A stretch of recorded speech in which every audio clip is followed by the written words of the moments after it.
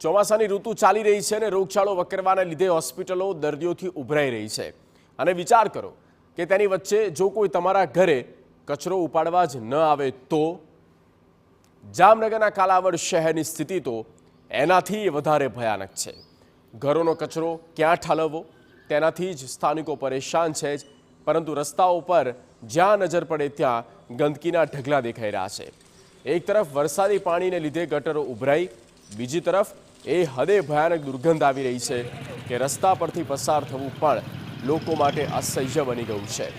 લોકોને ભય છે કે આ પરિસ્થિતિને લીધે ક્યાંક સ્થાનિકો રોગચાળાના ભરડામાં ન આવી જાય।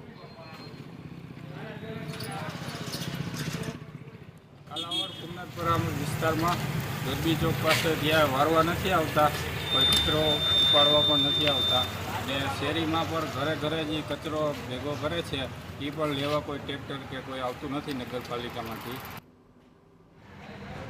એક બાજુ સરકાર ખુદ સ્વચ્છતા માટે મોટા મોટા અભિયાનો ચલાવે છે અને બીજી તરફ કાલાવડમાં સરકારી કચેરીઓની બહાર પણ કચરાના ઢગલા જ છે, તેમ છતાં તંત્રના પેટનું પાણી નથી હલતું।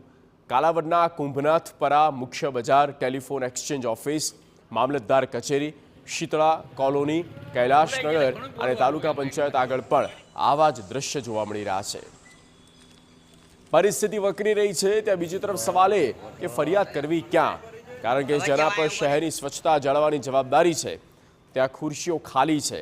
મુદ્દો એ કે શું લોકો રોગચાળાના ભરડામાં આવશે પછી તંત્ર જાગશે?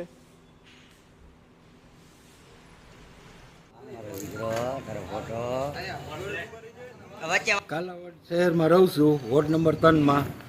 ઘરની આજુબાજુમાં બધે કચરો છે, ઘરની બારીઓ નથી ખોલાતી, એટલી વાસ આવે છે, તો ક્યાં કહેવા જવાનું? નગર પંચાયતમાં જાય છે તો કોઈ હાજર નથી હોતું, અમારી રજૂઆત કોઈ સાંભળતા નથી, ચીફ ઓફિસર કોઈ હાજર રહેતું નથી, અમારે જે કોને ફરિયાદ કરવી?